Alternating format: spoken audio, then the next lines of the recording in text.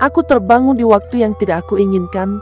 Aku melirik ke arah jam dinding yang terpasang di dinding rumah yang masih menggunakan kayu. Jarum jam yang masih terarah ke angka 3 saat semua orang masih terlelap dan masih berlayar dengan mimpi masing-masing. Pukul 3 pagi, aku sendirian terbangun oleh suara ayam jantan di waktu yang masih begitu dingin hingga tak sengaja terdengar suara gigiku yang beradu.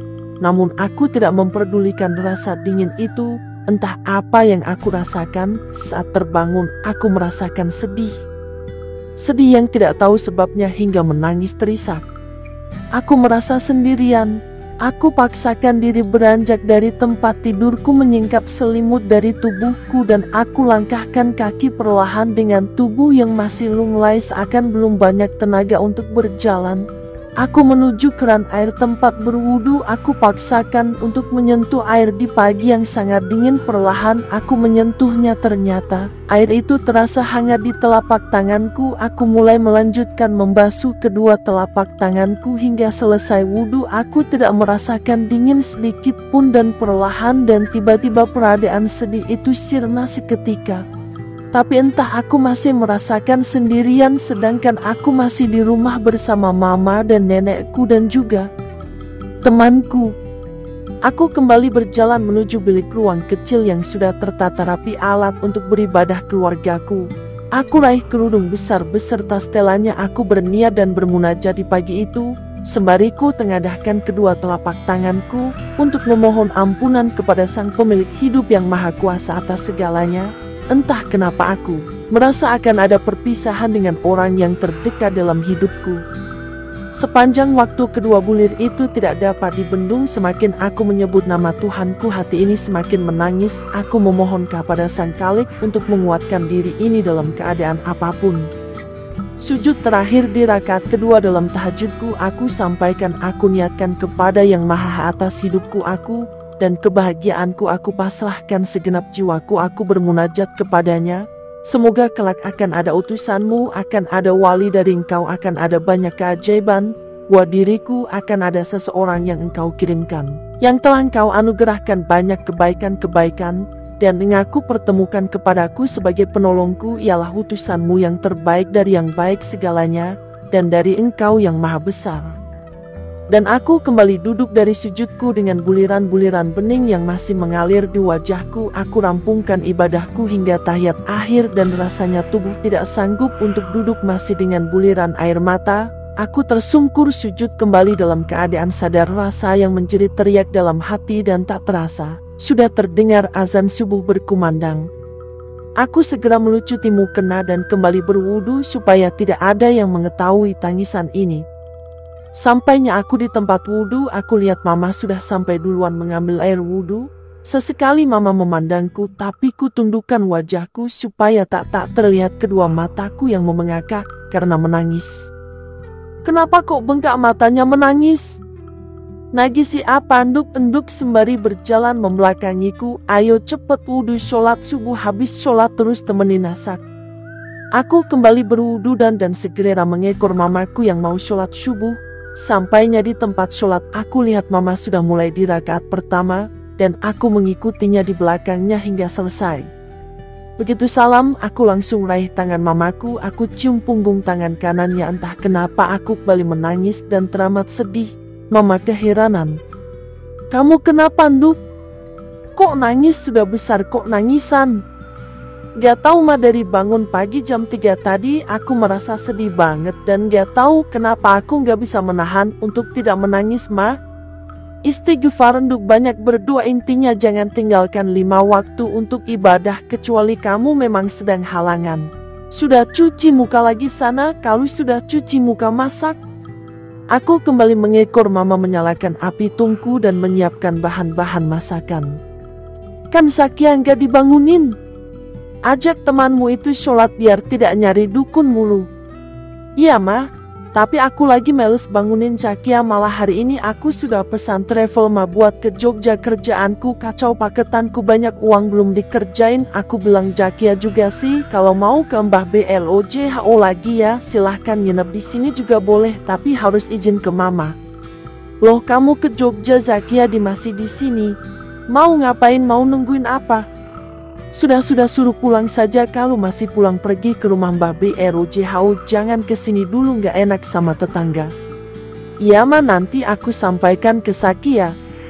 Nanti ke Jogja naik travel, jemput jam berapa?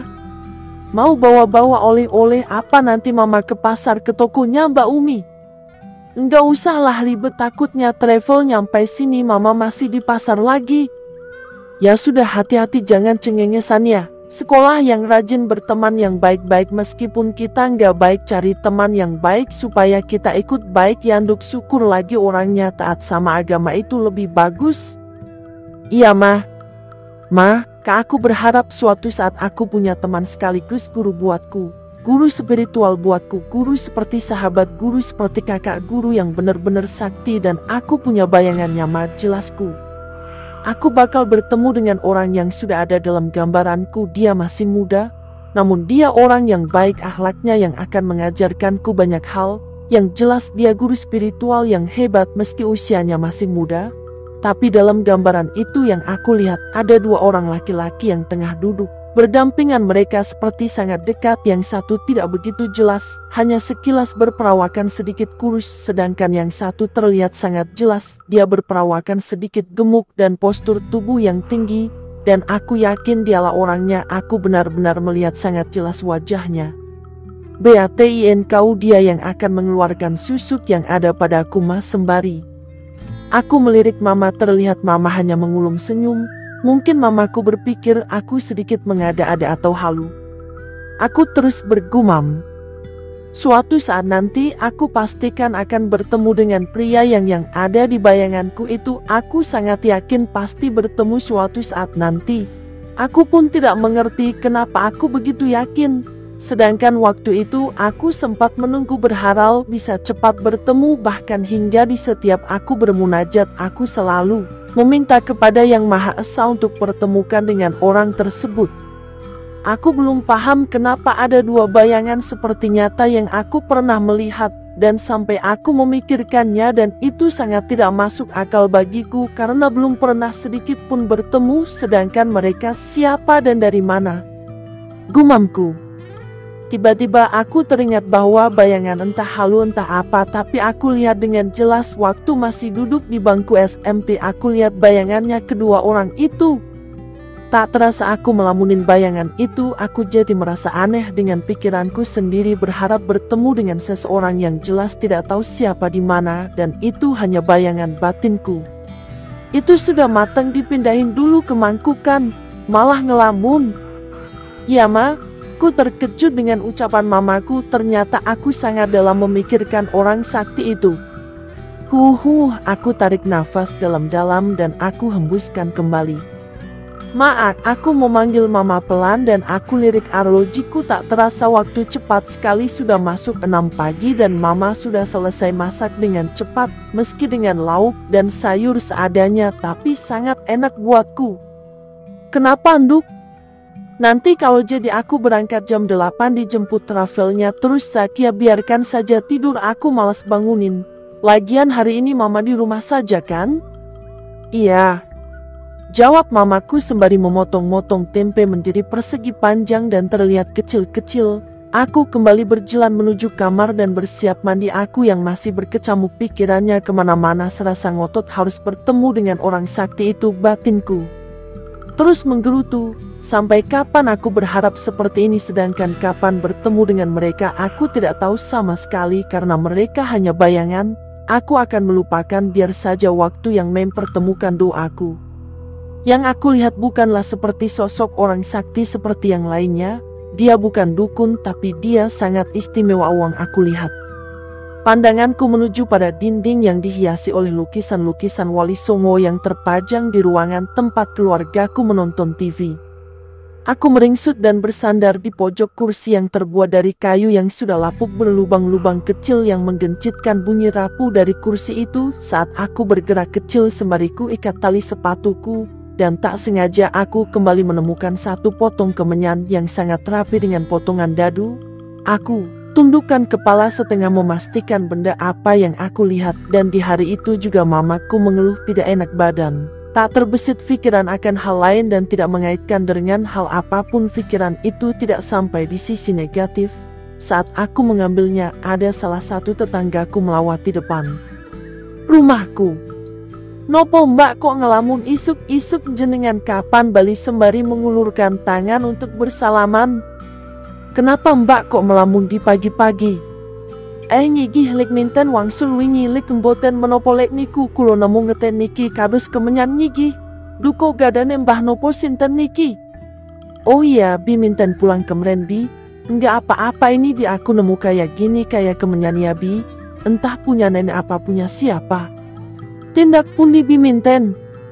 "Seko ngongon simbok dhuwur mbak, dari rumah simbok atas mbak," ucap bi minten.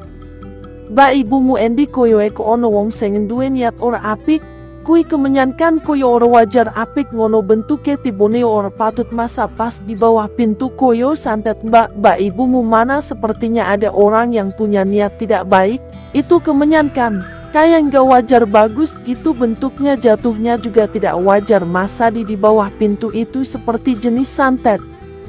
Aduh bi, mau nyantet keluargaku buat apa, kami tidak punya apa-apa. Apalagi masalah dengan siapa, tidak ada musuh setauku."